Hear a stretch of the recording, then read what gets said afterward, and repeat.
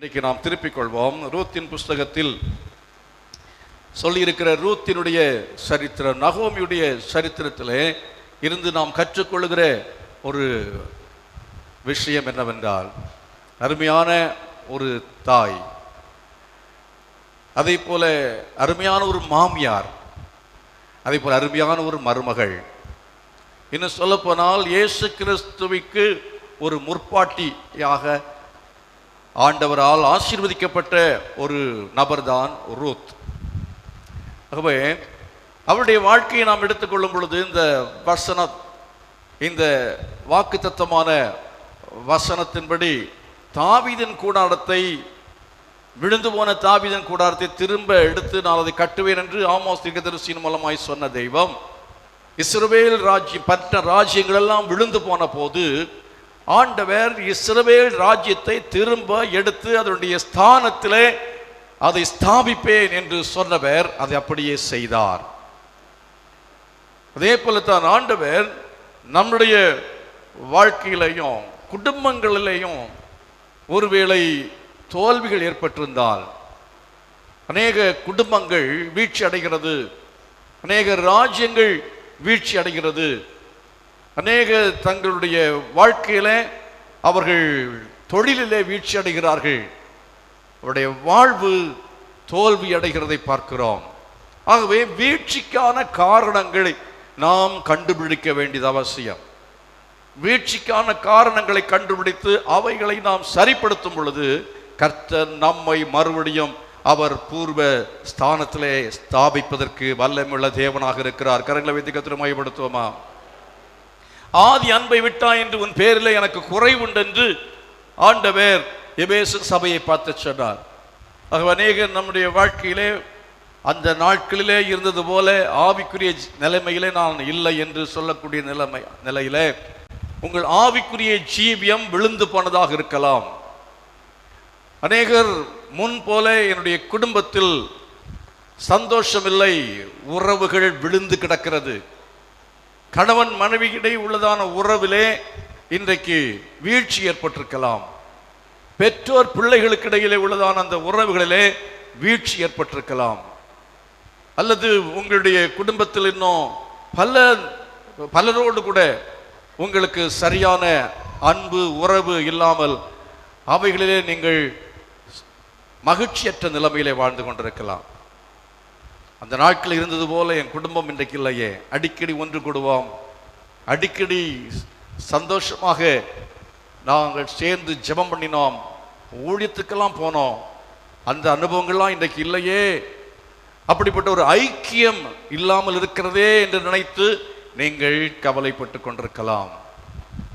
அந்த நாட்களிலே இருந்தது போல என்னுடைய வீட்டிலே பொருளாதார நிலைமை இன்றைக்கு திருப்தியாக இல்லையே, ஆசீர்வாதமாக இல்லையே என்று நீங்கள் ஒருவேளை கவலைப்பட்டு கொண்டிருக்கலாம். ஒரு காலத்தில் பொருளாதாரத்துக்கு பஞ்சமே இல்லாமல் இருந்தது, தேவையானபடி பொருட்கள் உங்கள் வீட்டில் இருந்தது, தேவையான எல்லா ஆசீர்வாதங்களும் உங்கள் வீட்டில் இருந்தது. ஆனால் இன்றைக்கு பொருளாதாரத்திலே வீழ்ச்சி ஏற்பட்டிருக்கிறது, ஆவிக்கிற நிலைமையிலே வீழ்ச்சி ஏற்பட்டிருக்கிறது, ஐக்கியத்திலே உறவுகள் அன்பு பாசம் இதிலே வீழ்ச்சி ஏற்பட்டிருக்கிறது. மனிதனோடு மனிதனாக நீங்கள் அன்பாக ஐக்கியமாக இருக்க விரும்புகிறீர்கள், ஆனால் அதே வேளையில் அதில் மற்ற மக்களை உங்களால் புரிந்து கொள்ள முடியவில்லை, நீங்கள் அவளை புரிந்து கொள்ள முடியவில்லை, அவர்கள் உங்களை புரிந்து கொள்ளவில்லை. ஏதோ ஒரு நிலையிலே ஆதி காலத்தில் இருந்த அந்த அன்பு உறவு ஐக்கியம் சொந்த பந்தங்களுக்குள்ளாலே குடும்பத்துக்குள்ளா இல்லை இல்லாமல் இருக்கலாம். விழுந்து போன கூடாரத்தை போல உங்கள் வாழ்க்கை இருக்கிறதா? விழுந்து போன கூடாரத்தை போல உங்கள் ஆவிக்குரிய ஜீவம் இருக்கிறதா? ஆண்டவர் இந்த நாளிலே நமக்கு வாக்குத்தத்தமாக சொல்கிறார், நான் திரும்ப அதை எடுப்பித்து அதை சீர்படுத்தி பூர்வ காலத்தில் இருந்தது போல நான் அதை ஸ்தாபிப்பேன் என்று ஆண்டவர் சொல்லுகிறார். கரங்களை வைத்து கர்த்தரை மையப்படுத்துவோம். ஹல்லேலூயா. அதே விதமான ஒரு காரியத்தை தான் இந்த இஸ்ரவேல் ஜனத்திற்கு தேவன் சொன்னதை அப்படியே செய்தது போலவே அதை செய்தார் என்பதை முதலாவது சொல்லிக் கொள்கிறேன். தேவன் இந்த வாக்குத்தத்தத்தை அப்படி இஸ்ரவேலுக்கு நிறைவேற்றி ஆண்டவர் அவர்களை மறுபடியும் எருசலேம் நகரத்தில் கொண்டு வந்து சேர்த்தார். இஸ்ரவேல் மக்களை கர்த்தர் மறுபடியும் அவர் எடுத்து கட்டினார். திரும்பவும் பாழாக்கப்பட்ட எருசலேம் அந்த ராஜ்யம் கட்டப்பட்டது. எஸ்ரா காலத்திலே, நெகேமியா காலத்திலே திரும்ப எடுத்து கட்டப்பட்டது. சிதேக்கியா காலத்திலே எருசலேம் நகரம் அழிக்கப்பட்டது. ஆனால் எஸ்ரா நெகேமியா காலத்தில் திரும்ப தேவன் அதை அந்த ஸ்தானத்தில் எடுத்து கட்டுவேன் என்று சொன்ன வார்த்தையின்படி தேவன் அதை செய்தார். ஆனால் யாரும் நினைக்கவே இல்லை. எரேமியா தீர்க்கதரிசியின் புஸ்தகத்தை வாசித்து பாருங்கள், ஆமோஸ் தீர்க்கதரிசியின் புஸ்தகத்தை வாசித்து பாருங்கள், எசேக்கியேல் புஸ்தகத்தை எடுத்து வாசித்து பாருங்கள். பரிசுத்த வேதாகமத்திலே 2 வகையான தீர்க்கதரிசிகள் புஸ்தகம் உண்டு. ஒன்று சிறையிருப்புக்கு முந்தி எழுதப்பட்டது, இன்னொன்று சிறையிருப்பு பிந்தி எழுதப்பட்டது. புலம்பல் புஸ்தகத்தில் நீங்கள் பார்க்கும் பொழுது விழுந்து போன தாவீதின் ராஜ்யத்தை குறித்து, விழுந்து போன இஸ்ரவேல் சாம்ராஜ்யத்தை குறித்தான புலம்பல் பாடல் தான் அந்த புலம்பல் புஸ்தகம். ஆகவே அவ்விதமாய் இன்றைக்கு அநேகருடைய வாழ்க்கை புலம்பலாக இருக்கிறது. அநேகருடைய வாழ்க்கை கண்ணீர் நிறைந்த வாழ்க்கையாக இருக்கிறது. ஐயோ, நான் விழுந்து போனேனே, ஆவிக்குரிய நிலைமையிலே விழுந்து போனேனே, என்னுடைய வாழ்க்கையிலே நான் இன்றைக்கு உடைக்கப்பட்ட நிலைமையிலே, நொறுங்கி போன நிலைமையிலே, நம்பிக்கையில்லாத நிலைமையிலே இருந்து கொண்டிருக்கிறேனே, நிந்தை எனக்கு வந்திருக்கிறது, அவமானம் எனக்கு வந்திருக்கிறது, வேதனைகள் என்னாலே சகிக்க முடியவில்லை, எத்தனையோ நஷ்டங்கள் இதன் மூலமாய் என்னுடைய வாழ்க்கையில வந்து விட்டது, எப்படி இவைகள் வந்தது, எப்படி இந்த விதமான ஒரு வீழ்ச்சி ஏற்பட்டது என்று சொல்லி உங்கள் வாழ்க்கையிலே நீங்கள் ஆச்சரியமாய் நினைத்துக் கொண்டிருக்கலாம், நீங்கள் கவலைப்பட்டுக் கொண்டிருக்கலாம், நீங்கள் புலம்பிக் கொண்டிருக்கலாம். ஆனால் அதே வேளையில பக்கத்தில் உங்களை பார்த்து கொண்டிருக்கிறவன், எருசலேம் பாழாக்கப்பட்டது, எருசலேம் விழுந்து விட்டது, இனி அவள் எழுந்திருக்க மாட்டாள், இனி திரும்ப எடுத்து கட்டப்பட முடியாது என்று சொல்லி பரிகாசம் பண்ணுகிறதான ராஜ்யங்கள் இஸ்ரவேலை சுற்றிலும் இருந்தது. இஸ்ரவேலை சுற்றிலும் இருந்த ராஜ்யங்கள் அவர்களை ஏளனம் செய்தார்கள், பரிகாசம் செய்தார்கள். அதே போல நம்ம வாழ்க்கையில நாம் நன்றாக இருக்கிற சமயத்தில் மக்கள் என்ன செய்வார்கள் தெரியுமா? பொறாமைப்படுவார்கள். நல்ல வீட்டை நல்லா கட்டி அதற்கென்று எல்லாரையும் கொஞ்சம் சொந்தக்காரெல்லாம் கூப்பிட்டு நீங்க விருந்து போட்டீங்கன்னா அவர்கள் நீங்க நினைக்கலாம் ரொம்ப சந்தோஷப்பட்டு என்னை பாராட்டிட்டு போவான்ட்டு. ஆனா உண்மையில சொல்ல போனா அது அல்ல. அவன் என்ன செய்வான் தெரியும்? வந்து பார்த்த உடனே அவனுக்குள்ளால ஒரு விதமான காய்மகாரம், ஒரு விதமான ஒரு எரிச்சல், ஒரு பொறாமை அவனுக்குள்ளே வரும். அது இவனை பாதிக்க கூடாது என்கிறதுக்காக தான் ஒரு பெரிய பூசணிக்காய் என்ன செய்வார்கள் என்று சொன்னால் மேலே கட்டி கரும்புள்ளி செம்புள்ளிலாம் குத்தி வச்சிருப்பான், இல்லை ஏதாவது ஒரு பூசணிக்காயை போட்டு கட்டி வச்சிருப்பாங்க. சில வீட்டில் பார்த்தீங்கன்னா ஒரு பெரிய பொம்மையை கட்டி வச்சிருப்பாங்க. பூசணிக்காயில் கண்ணு பட்டு அவன் கண் அப்படியே அழிஞ்சு போட்டு, பூசணிக்காய் அழுகி போகிறது போல் இவன் கண்ணு நாசமாக போட்டோன்னு சொல்லி அதை கட்டி வச்சிருப்பாங்க. நேகருக்கு பயம் ஏன்னுச்சுன்னா கண்ணு பற்றுமோ அப்படிங்கிற பயம். சிலருக்கு கூட பிள்ளைகளை வெளியே கொண்டு போயிட்டு வீட்டுக்குள்ள வந்த உடனே என்ன செய்வாங்க தெரியுமா? பிள்ளை மேலே கண்ணு பட்டுடணும்னு சொல்லிட்டு கேள்விப்பட்டு கடுகு இருக்கு பாருங்க, கடுகு அதை எடுத்து தடவி உடம்புல வச்சு எல்லாமே தடவுவாங்க. ஒரு துணியில் கட்டி வச்சு என்ன செய்வாங்க, எல்லாமே அதை அப்படியே சுற்றி தலையை சுற்றி அடுப்பில் போடுவாங்க. சில ஆட்கள் என்ன மந்திரவாதம் பண்ணி இருக்கிறாங்களா, யாரோ மந்திரவாதம் பண்ணிட்டாங்களாம். ஆகவே மந்திரவாதத்தை எடுக்கிறதுக்காக சில பாஸ்டர்ஸ் விசேஷமாக கடவுள் அபிஷேகம் பண்ணி வச்சிருக்கிறார். அவங்க மந்திரவாதம் எடுக்கிற ஸ்பெஷலிஸ்ட், அதில் அவர்கள் நிபுணர்கள். ஆனால் எங்கள் பாஸ்டருக்கெல்லாம் அந்த கிருபை கிடையாது, வரம் கிடையாது. இங்கே சபையில் யாருமே மந்திரவாதம் எடுத்துக்கிட மாட்டாங்க. ஆகவே தகடு எடுக்கிறவர் இருக்கார், யார்? பாஸ்டர். அந்த பாஸ்டர்ஸ்கிட்ட போவாங்க, அவங்க தகடு எடுப்பாங்களாம். நான் சொல்கிறேன், எனக்கு அந்த வரம் தேவையில்லை. எனக்கு மருந்து வைக்கவும் தெரியாது, எடுக்கவும் தெரியாது.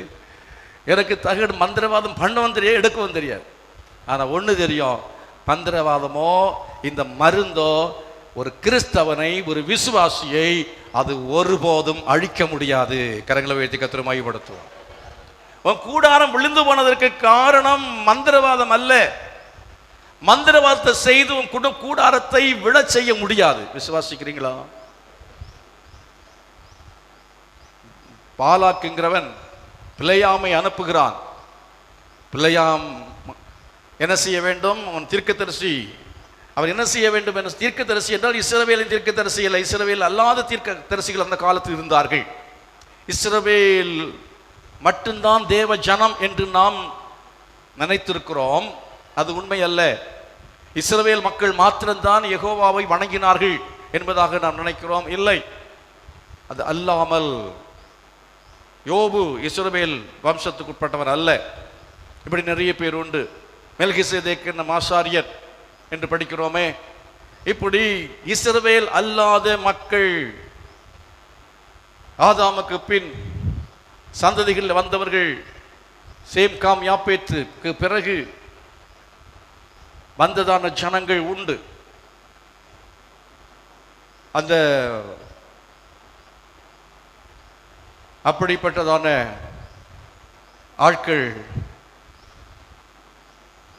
இஸ்ரவேல் மக்கள் அவர்கள் வனாந்திரத்தில் இருக்கிற சமயத்தில் மீதியான் தேசத்தினுடைய ராஜா பாலாக் என்கிறவன், அவன் என்ன செய்தான் தெரியுமா?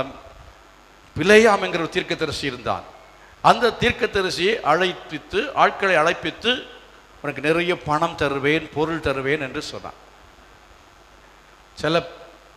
அதாவது தீர்க்கதரிசிகளுக்கு நல்ல மதிப்பு மரியாதை கிடைக்கும் என்று சொன்னால் அவர்கள் என்ன வேணுமானால் செய்வாங்க. எப்படி வேண்டும் என்றால் தீர்க்க தரிசனம் சொல்லுவார்கள். அவர்களுக்கு பணம் கிடைத்தால் போதும். இவனுக்கு அவ்விதமாய் சொல்லப்பட்ட பொழுது இவன் முதல்ல அசையவே இல்லை. முதல்ல ஒரு கூட்டம் ஆட்களை அனுப்பும்போது சாதாரணமான ஆட்கள் வந்தார்கள். சாதாரணமான ஆட்கள் வந்து நீ தீர்க்க தரிசனம் சொன்னால் போதும், உனக்கு எவ்வளவு பணம் கொடுக்கப்படும் என்று சொன்ன பொழுது அவன் அதை பற்றி அவ்வளவாக அவன் என்ன செய்யவில்லை, அவனை அது பாதிக்கவில்லை. ஆனால் அதற்கு பிறகு அவர்களை பார்க்கிலும் கனமுள்ள ஆட்களை அனுப்பின வேளையிலே அவர்களை அவன் ஏற்றுக்கொண்டு, ஆண்டவர் என்ன சொல்வார் என்று நான் கேட்கிறேன் என்று அவளை தங்க வைத்தார். இஸ்ரவேலை ஆசீர்வதிப்பதே தேவனுக்கு பிரியம் என்று தெரிந்தும் ஆண்டவரிடத்துல போய் இன்னும் ஆண்டவரே என்ன சொல்லும் என்று கேட்டால் கர்த்தர் மாற்றி சொல்லவே மாட்டார். இஸ்ரவேலை ஆசீர்வதிப்பது தான் தேவனுக்கு பிரியம். கர்த்தர் பற்றி சொல்லுங்க, என்னை ஆசீர்வதிப்பது தான் தேவனுக்கு பிரியம். யார் சபித்தாலும் அந்த சாபம் என் மேல் வராது. சொல்லுங்க, நம்ம தலையில கை வச்சு சொல்லுங்க, என் மேல் அந்த சாபம் வரவே வராது. யார் சபிக்கட்ட பற்றி கவலையே பட வேண்டாம். கர்த்தர் அவர்தான் நம்மை ஆசீர்வதிக்கிற தேவன். கரங்களை வைத்து ஆண்டவர் மையப்படுத்தும். தேவன் தான் நம்மை ஆசீர்வதிக்கிறவர். நாம் தேவனுடைய பிள்ளையா இருப்போம் என்றால், நாம் ஒரு இஸ்ரவேலனா இருப்போம் என்றால், ஆபிரகாமுடைய சந்ததியிலே பிறந்திருப்போம் என்றால், ஆபிரகாம் சந்ததியிலே எழுத்தின்படி மாம்சத்தின்படி ஆபிரகாமின் சந்ததிக்கு உட்பட்ட மக்கள் அல்ல. ஆனால் அதே வேளையிலே நாம் எல்லாரும் கிறிஸ்துவின் மூலமாக இன்றைக்கு அவருடைய ஆபிரகாமின் சந்ததிக்கு உட்பட்ட மக்களாக இருக்கிறோம். நாம் எல்லாரும் ஆவிக்குரிய இஸ்ரவேல் மக்களாக இருக்கிறோம். நமக்கு விரோதமாய் மந்திரவாதம் இல்லை, நமக்கு விரோதமாய் பில்லி சூனியம் இல்லை. எத்தனை பேர் விசுவாசிக்கிறீர்கள்? ஹல்லேலூயா. எங்கேயாவது எலுமிச்சம்பழம் அறுத்து போட்டிருக்கான உங்க வீட்டுக்கு முன்னால் போட்டிருக்கான்னா சீனை தூக்கி தட்டி போட்டுட்டு போயிட்டே இருங்க. அதை பற்றி கவலைப்பட்டு ஐயோ மந்திரவாதம் வச்சுட்டாங்களே அப்படின்னு சொல்லி நீங்க பயப்பட வேண்டிய அவசியமே இல்லை. பயந்தா சைக்கலாஜிக்கலாக உங்களுக்கு சில வியாதி வரும், அவ்வளோதான். அது மந்திரவாதத்து பாதிப்பு இல்லை, பயத்தில் வந்தது. அதை நல்ல ஜெபம் பண்ணி தைரியம், அதை பற்றி கவலையே படாமல் இருங்க. அந்த மந்திரவாதம் உங்களை ஒன்றுமே செய்யாது. இந்த பில்லு சூனியம் உங்களை ஒன்றுமே செய்வது இல்லவே இல்லை. நாம் ஆசீர்வதிக்கப்பட்டவர்கள். சொல்ல, கர்த்தர் என்னோடு கூட இருக்கிறார்.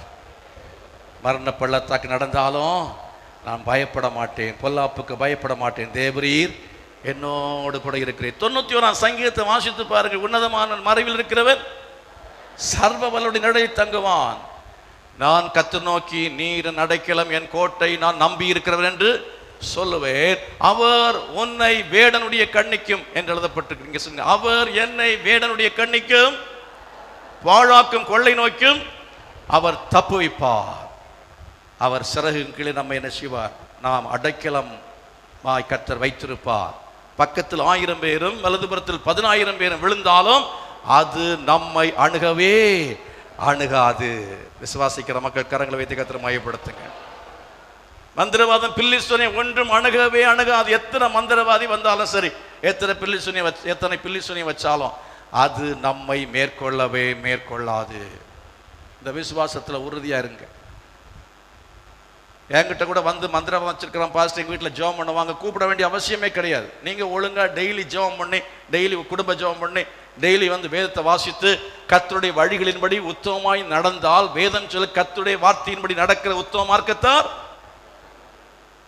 128 சங்கீதம் என்ன சொல்கிறது? இதோ கர்த்தருக்கு பயந்து அவர் வழிகள் நடக்கிறவன் எவனோ அவன் வீட்டில் மந்திரவாதம் எடுக்கப்படும்.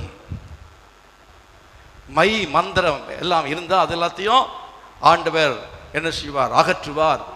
ஆட்களை வச்சு எடுத்து போட செய்வார். அப்படின்லாம் ஆண்டவர் அங்கே எந்த ஊழியக்காரனும் கட்டளை கொடுக்கல. ஆண்டவர் சொல்றாரு, அவர் உன் கைகளின் பிரயாசத்தை நீ சாப்பிடுவாய், கள்ளத்திற்கு தரிசி சாப்பிட மாட்டான். உன் கைகளின் பிரயாசத்தை நீ சாப்பிடுவாய், உனக்கு பாக்கியமும் நன்மை உண்டாயிருக்கும். உன் மனைவி வீட்டோரங்களில் கனி கொடுக்கிற திராட்சை கொடியை போல் இருப்பாள். உன் பிள்ளைகள் பந்தியை சுற்றிலும் ஒலிவ மர கன்றுகளை போல் இருப்பார்கள். இதோ கர்த்தருக்கு பயப்படுகிற மனுஷன் இவ்விதமாய் ஆசீர்வதிக்கப்படுவார். நீ உன் பிள்ளைகளின் பிள்ளைகளை காண்பா, எருசலேமை கொண்ட சமாதானத்தையும் உன் பிள்ளைகளின் பிள்ளைகளையும் காண்பா என்று சொல்லப்பட்டிருக்கிறது. ஆகவே மந்திரவாதம் பில்லி சூனியம் ஒரு கிறிஸ்தவனை பாதிக்கவே பாதிக்காது. எத்தனை பேர் விசுவாசிக்கிறீங்க? கிறிஸ்தவனை மேற்கொள்ளவே மேற்கொள்ள முடியாது. கிறிஸ்தவ சபையை மேற்கொள்ளவே மேற்கொள்ள முடியாது. கர்த்தராகிய இயேசு கிறிஸ்து தாமே சொல்லி இருக்கிறார், பாதாளத்தின் வாசல்கள் சபை என்ன செய்வதில்லை, பாதாளத்தின் வாசல் சபை என்ன செய்வதில்லை, மேற்கொள்வதில்லை. சொல்லுங்க, என்னை இந்த உலகத்தில் எந்த சக்தியும் மேற்கொள்ள முடியாது. ஏன் தெரியுமா? நான் ஆண்டவருடைய பிள்ளை, ஆண்டவரின் மேய்ப்பராய் இருக்கிறார். நான் அவரோடு இருக்கிறது வரையிலேயோ இந்த உலகம் என்னை மேற்கொள்ள முடியாது, சாத்தான் என்னை மேற்கொள்ள முடியாது. வான மண்டலங்கள் பொல்லாதாவின் சேனைகள் நமக்கு என்ன உண்டு? போராட்டம் உண்டு. There is fight, there is war in between the believer and Satan. சாத்தானுக்கும் பிசாஸ் அதாவது விசுவாசிகளுக்கும் இடையிலே போராட்டம் உண்டு, யுத்தம் உண்டு. அது இல்லாமல் கிடையாது, அது உண்டு, நிச்சயமா உண்டு. யோபுடைய வாழ்க்கையில் வந்தது போல நமக்கு வரும். நம்ம எல்லாம் சம்பிரமமாய் நம்ம எல்லாம் ஆசீர்வாதமாய் வாழுகிறதை பார்க்கிற சமயத்திலே பிசாசுக்கே பொறாமை வரும். கண் வைத்தாயோ என்று ஆண்டவர் கேட்கிறார். பிசாசுக்கே பொறாமை வரும். எங்க மனுஷனுடைய கண்ணு படாம இருக்கிறதுக்காக பூசணிக்காயை கட்டலாம், சாத்தான் கண்ணு படாம இருக்கிறதா கட்டுவீங்க? சிலர் என்ன பண்றாங்க தெரியுமா? பக்கத்துல பைபிளை வச்சுக்கிடுவாங்க. ராத்திரி தூங்கும் பொழுது பைபிள் தலையணை பக்கத்தில் இருக்கணுமா? ஏன்? பிசாசு அப்ப வராது, கெட்ட சொப்பனம் வராது. பைபிள் பக்கத்தில் இருந்ததுனால பிசாசு பயந்து போக மாட்டான். சிலர் என்ன பண்ணுவாங்க தெரியுமா? கையில பைபிள் எடுத்து பிசாசை ஓட்டுகிறதுக்குரிய கருவியாக பைபிளை பேய் பிடிச்சவங்க தலையில கை வச்சு இயேசுவின் நாமத்துல போ, இயேசுவின் நாமத்துல போ. மந்திரவாதிக்கு ஒரு கோல் வச்சிருப்போம் பாருங்க, அந்த மாதிரி இந்த கருப்பு புத்தகத்தை பார்த்து பிசாசு ஓடும்னு நினைக்கிறாங்க. இல்லை, அவன் சொல்லுவான், பவுலையும் அறிவேன், பேதுருவெல்லாம் அறிவேன், ஒன்னு எனக்கு தெரியும், அவன் யார்? பரிசுத்தவான், அவனுக்குள்ளே வல்லமை இருக்கிற, அவனுக்குள்ளே பரிசுத்தாவி இருக்கிறது. நீ என்னெல்லாம் அயோக்கியம் பண்ணிட்டு இருக்கு எனக்கு தெரியும். கையில பைபிளை வைத்துக்கொண்டு நீ போன நான் போக மாட்டேன். அவன் நம்ம பரியாசம் பண்ணுவான், அவன் நம்ம பார்த்து ஏளனமாய் சிரிப்பான். ஆகவே இந்த வெளி தோற்றமான காரியங்கள், வெள்ளை உடுத்தினதுனாலையோ அந்நிய பாஷை பேசினதுனாலையோ, இல்லைன்னு சொன்னா கையில பைபிளை வச்சுட்டு நான் கிறிஸ்தவன் சொன்னதுனாலையோ, நான் ஊழியம் செய்கிறேன் சொன்னதுனாலையோ நம்ம வாழ்க்கையில பிசாசுக்கு தப்பிக்கொள்ள முடியாது. நமக்குள்ளால தேவ பயம் இருக்கும் என்றால், ஆண்டவருடைய பிரமாணம் நம்முடைய இருதயத்துக்குள் இருக்கும் என்றால், ஜெபம் நம்முடைய வாழ்க்கையில் இருக்கும் என்றால், உண்மையான பரிசுத்தாவியானுடைய அபிஷேகம் நமக்குள் இருக்கும் என்று சொன்னால், சத்துரு நம்மை மேற்கொள்ளவே முடியாது, சாத்தானுடைய சக்திகள் நம்மை மேற்கொள்ளவே முடியாது. அவனுடைய சேனைகளை கர்த்தர் நமக்கு முன்னே முறியடிப்பார். கரங்களை கொட்டி கர்த்தரை மகிமைப்படுத்துங்க. ஹல்லேலூயா. தீங்கு நாளிலே அவர் தம்முடைய கூடாரத்தை என்ன செய்வாரா? ஒளித்து கொள்வார். அந்த வசனத்தை கரெக்டாக அந்த சாட்சியில் சொன்னாங்க பாருங்க. ஆண்டவர் எவ்வளோ அந்த வசன அறிவை கொடுத்துருக்கார பாருங்க. ஆண்டவர் அறிந்து அந்த குழந்தைக்கு ஒரு சிக்னஸை கொடுத்தார், வியாதி கொடுத்தார். அன்றைக்கு ஸ்கூலுக்கு போகாமல் இருக்கிறதுக்கு கர்த்தர் நல்லவர். ஆமென். நான் தினந்தோறும் ஜெபிக்கிற ஒரு ஜெபம் உண்டு. என்ன தெரியுமா? உங்கள் ஒவ்வொருத்தர் பேரையும் சொல்லி ஜெபிக்கிறேன் நினைக்காதங்க, அப்படி கிடையாது. ஒவ்வொருத்தர் பேரையும் சொல்லி சொல்லி ஜெபிக்கிறேன் அப்படி நினைக்காதங்க. நான் அப்படி செய்கிறது கிடையாது, செய்ய முடியாது. ஆனால் ஒரு ஜெபம் தவறாமல் செய்ய ஒவ்வொரு நாளும் நான் செய்கிறது உண்டு. என்னவென்றால், அதாவது என் குடும்பத்தை நீர் பாதுகாத்து கொள்ளணும். ஆனால் என் குடும்பத்தை எல்லா பேரையும் நான் சொல்லுவேன், என் பிள்ளைங்க பேரை சொல்லுவேன், எல்லா பேரையும் சொல்லி எங்களை ஒவ்வொருத்தரையும் பாதுகாத்து கொள்ளுங்க என்று சொல்லி ஜெபம் பண்ணுவேன். பாதுகாத்து கொள்ளும் ஆண்டவரே என்று சொல்லி ஜெபம் பண்ணுவேன். அதுக்கு பிறகு ஒரு வார்த்தை சொல்லுவேன், ஆண்டவரே என் சபையார் எல்லாரையும் நீர் பாதுகாத்து கொள்ளுங்க. இந்த சபை ஆராதனைக்கு வந்து கொண்டிருக்கிற சபையில் அங்கமாக இருக்கிற ஒவ்வொரு விசுவாசிக்கும் எந்த தீமையும் வரக்கூடாது, நாசமோசம் வரக்கூடாது, அவர்களை நீர் பாதுகாக்க வேண்டும் என்று சொல்லி ஒரு ஜெபத்தை நான் செய்வதுண்டு. இந்த 2 வார்த்தை தான் என் ஜெபம், அப்படி நினைச்சிடாதுங்க. ஜெபம் வேற இருக்கு, ஜெபிப்பேன். ஆனால் அதே வேளையில் பாதுகாப்புக்காக ஒட்டுமொத்தமான சபையும் கர்த்தருடைய கரத்திலே கொடுத்து நான் ஜெபிக்கிற வேளையிலே ஆண்டவர் அந்த ஜெபத்தை கேட்கிறவராக இருக்கிறார். ஒருவேளை ஏதாவது கொஞ்சம் அந்த ஜெபம் மறந்து போய் விடப்பட்டதுன்னா உடனே தெரியும், எங்கேயாவது பிசாசு ஏதாவது பண்ணிடுப்பான். சில சம்பவங்கள் சபையில் நடந்த பொழுது, ஏன் ஆண்டவரே என்று நான் ஆராய்ந்து பார்த்தேன், ஏன் இது சம்பவிக்கிறது என்று ஆராய்ந்து பார்த்த பொழுது, முதலாவதாக நான் உணர்ந்து கொண்ட ஒரு காரியம் என்னவென்று சொன்னால், அந்த ஜெபத்தை நான் செய்யாமல் தவறி இருந்தேன். சபை ஆசீர்வதியும் ஆண்டவரேன்னு எல்லாம் சொன்னேன். ஆனால் சபையை பாதுகாத்து கொள்ளும் என்கிற அந்த வார்த்தையை சொல்லி ஜெபிக்கிறதை நான் மறந்து போயிருந்தேன். அதை எப்ப செய்ய அது விடப்பட்டதோ அப்பொழுது சத்ரு சபையை அவன் தாக்க ஆரம்பித்தான். ஒரு சகோதரர் கேட்டார் ஆஸ்பத்திரியில் வச்சு, பாஸ்டர் ஏன் இப்படி நம்ம சபைக்கு வரணும், பலருக்கு விபத்துக்கள் வருகிறதே ஏன் என்று கேட்ட பொழுது நான் உடனே சொன்ன பதில், ஜெபம் குறைவு, நான் ஜெபிக்க வேண்டும், இன்னும் ஜெபிக்க வேண்டும். அப்பொழுதுதான் ஆண்டவரே சபையில ஜெபம் வேண்டுமே, உபவாச ஜெபத்துக்கு சரியாக ஆட்கள் வருகிறது இல்லையே, குடும்பங்களில் பல பிரச்சனைகள் வருகிறதே, சபையிலே வீழ்ச்சி உண்டாகிறதே, குடும்பங்களில் வீழ்ச்சி உண்டாகிறதே, என்ன செய்ய வேண்டும் என்று கேட்கிற சமயத்தில் கர்த்தர் சொன்னார், ஜெப வலை ஊழியத்தை ஆரம்பி என்று சொன்னார். பிரேயர் நெட் மினிஸ்ட்ரி, இந்த ஜெப 24 மணி நேரம் அந்த தொடர் ஜெபம் சபையிலே நடக்கட்டும். விசுவாசிகள் சபைக்காய் ஜெபிக்க வேண்டும். சபைக்காக ஜெபிக்கிற மக்களை எழுப்பு, நீ சபைக்காய் ஜெபிக்க வேண்டும் என்று ஆண்டவர் சொன்னதன் அடிப்படையிலே சபைக்காய் ஜெபிக்கிறதான அந்த ஜெப வலை ஊழியத்தை ஆரம்பித்தோம். அந்த ஜெப வலை ஊழியத்தை ஆரம்பித்தது பிறகு ஒரு பெரிய வித்தியாசத்தை நான் சபையில பார்க்கிறேன். கரங்களை வைத்து ஆண்டவரை மகிமைப்படுத்துங்க. ஒரு பெரிய வித்தியாசத்தை பார்க்கிற தேவனுடைய பிரசன்னத்தை சபையிலே உணர முடிகிறது. எத்தனை பேர் உணர்கிறீர்கள்? ஆண்டவர் அற்புதங்களை சபையில செய்கிறார். காலைல ஒரு சகோதரி சாட்சி கொடுத்தாங்க. என்ன சாட்சி தெரியுமா? தண்ணி வந்தது, தண்ணி எடுத்துட்டு போறதுக்காக அவங்களுக்கு எடுக்க முடியாது, பலவீனம், 2 மாதமாக, அதாவது இரத்தப்போக்கு, உதிரப்போக்கு. ஆகவே அதில் மிகவும் பலவீனம். அவங்க அதுவரை 2 மாசமாக குடத்தை தூக்கினதே கிடையாது. புருஷன் வீட்டில் இல்லை, தண்ணி எடுக்கணுமே, வேணுமே, ஒரு குடம் தண்ணி அது வேணுமே என்று சொல்லி தண்ணி எடுக்க போனாங்களாம். டாக்டர் ஆப்ரேஷன் பண்ணணும் என்றெல்லாம் சொல்லிவிட்டார். ஆனால் தண்ணி எடுக்க போகும்போது கீழே விழுந்துட்டாங்களாம். கீழே தவறி விழுந்து எழும்பினார்கள். அவங்க யூட்ரஸ் கர்ப்பப்பை கீழே ஏற்கனவே இறங்கி போயிருந்தது. ஆப்ரேஷன் பண்ண சொன்ன கர்ப்பப்பை ஆட்டோமேட்டிக்காக மேலே வந்துச்சான். இதுதான் சாட்சி. கீழே விழுந்ததுக்காய் கர்த்தருக்கு, பையனுக்கு காய்ச்சல் வந்ததுக்காய் கர்த்தருக்கு. ஆண்டவர் எப்படி செய்வார் என்ன ஒண்ணுமே நமக்கு தெரியாது. பஸ் போயிடுச்சே அப்படின்னு நம்ம நினைச்சு ஆண்டவரை குறை சொல்லக்கூடாது. ஐயோ இந்த மாப்பிள்ளை வந்த மாப்பிள்ளை தவறி போச்சே, கவலைப்படாதுங்க, கிடைக்காததுக்காக ஸ்தோத்திரம் பண்ணுங்க. இந்த வேலை கிடைக்காம போயிடுச்சே, கவலைப்படாதுங்க. ஐயோ நான் வெளிநாட்டுக்கு போயிருந்திருப்பேனே, வெளிநாட்டு வாய்ப்பு கிடைக்காம போனா அதை பத்தி கவலைப்பட வேண்டாம். ஆண்டவர் எல்லாவற்றையும் நமக்காக நன்மையாக செய்கிறவர். கரங்களை வைத்து ஆண்டவர் மகிமைப்படுத்துவோமா? ஹல்லேலூயா. நம்முடைய கூடாரத்தை சாத்தான் ஒரு நாளும் விழத்தள்ள முடியாது. விசுவாசிக்கிறீங்களா?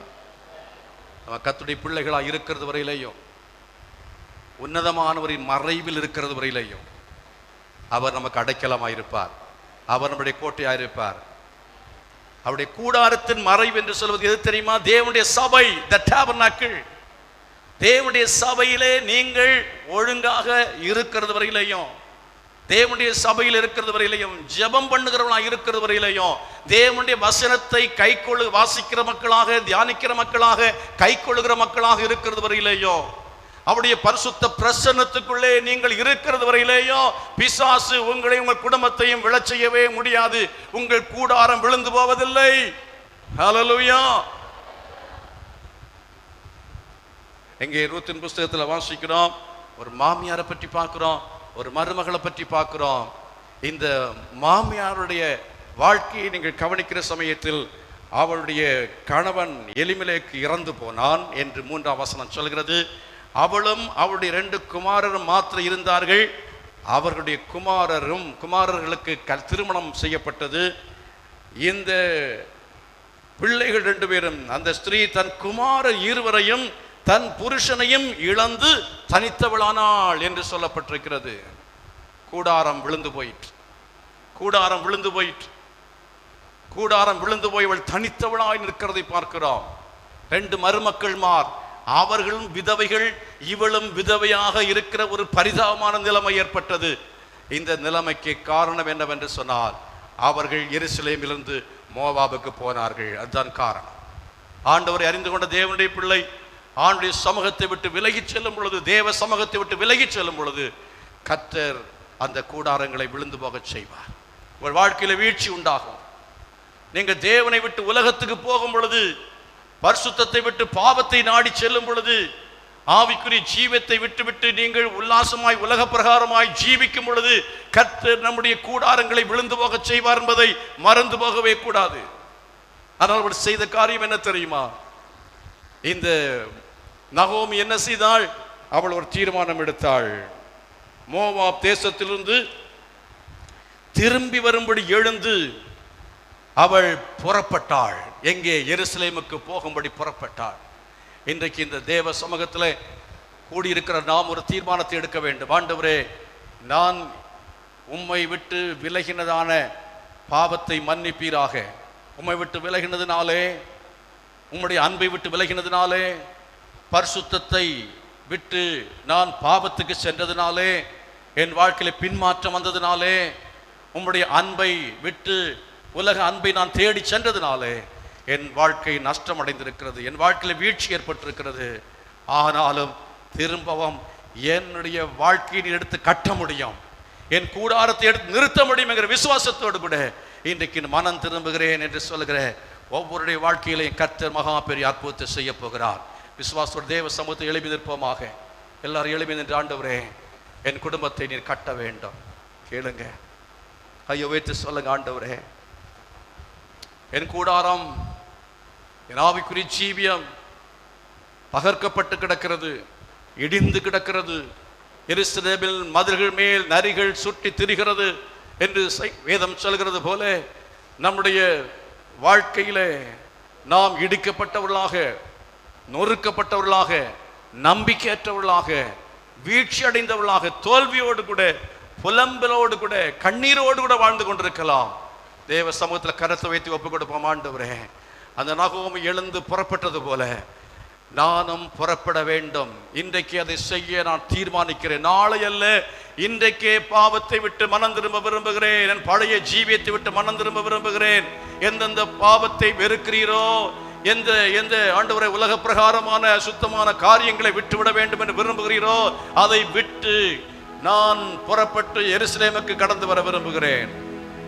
ஜெபத்தை விட்டுவிட்டேன், வேத வாசிப்பை விட்டுவிட்டேன், ஊழியத்தை விட்டுவிட்டேன்.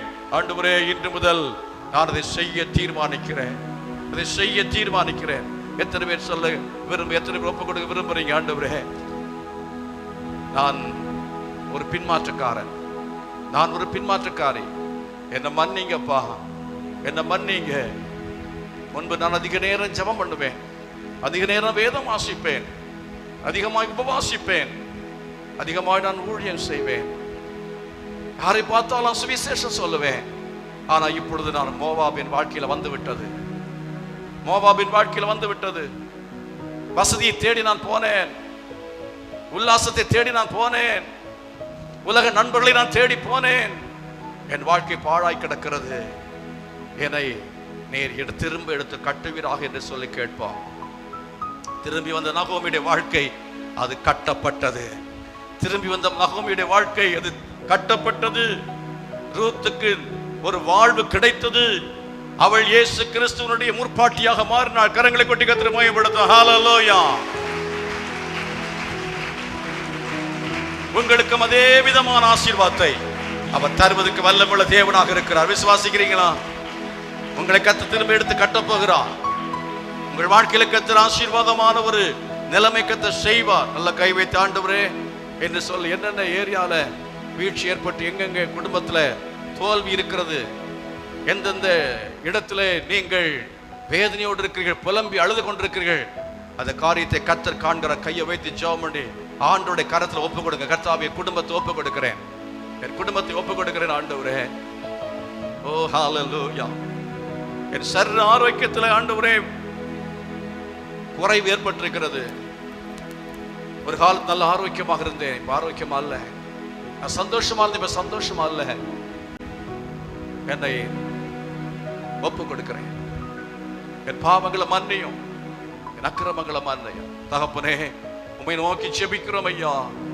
இந்த மத்தியானவில் உம்மை நோக்கி ஜெபிக்கிறோம். எங்கள் வாழ்க்கையில ஏற்பட்டதான தவறுகள், எங்கள் வாழ்க்கையில் ஏற்பட்டதான ஆண்டவரே குறைவுகள், குற்றங்கள் எல்லாவற்றையும் மன்னிப்பீராக. சமாதானம் இழந்தவர்களாக, மனுஷரை இழந்தவர்களாக, செல்வத்தை இழந்தவர்களாக, சந்தோஷத்தை இழந்தவர்களாக, ஆவிக்குரிய அனுபவங்களை இழந்தவர்களாக, வல்லமை இழந்தவர்களாக கர்த்தாவினுடைய சமூகத்தில் பாழாக்கப்பட்டு கிடக்கிறோம், விழுந்து போய் கிடக்கிறோம். ஆண்டவரே, ஒழுங்கற்ற வாழ்க்கை, தோல்வி அடைந்த வாழ்க்கை, நம்பிக்கையற்ற வாழ்க்கையோடு வாழ்ந்து கொண்டிருக்கிறோம். இவள் எங்களை ஒப்புக் கொடுக்கிறோம் ஐயா. எங்களை கர்த்தாவை மறுபடியும் சேர்த்துக் கொள்வீராக. எங்களை திரும்ப எடுத்து கட்டுவீராக. திரும்ப எங்களுக்கு ஒரு புதிய வாழ்க்கையை தர வேண்டும் என்று நாங்கள் ஜெபிக்கிறோம். வல்லமையுள்ள வாழ்க்கை தருவீராக. அநேகருக்கு பிரயோஜனமான வாழ்க்கையை தருவீராக. ஆண்டவர், எங்களை கர்த்தாவை ஆசீர்வதிக்க வேண்டும் என்று கேட்கிறோம். சாட்சி உள்ளவர்களாய் மாற்றும். இப்படி நாம எங்கள் குடும்பத்தின் மூலமாய் மகிமைப்படுவதாக, சபையின் மூலமாய் மகிமைப்படுவதாக, ஒவ்வொருவர் மூலமாய் மகிமைப்படுவதாக. இயேசுவின் நாமத்தில் பிதாவே, ஆமென்.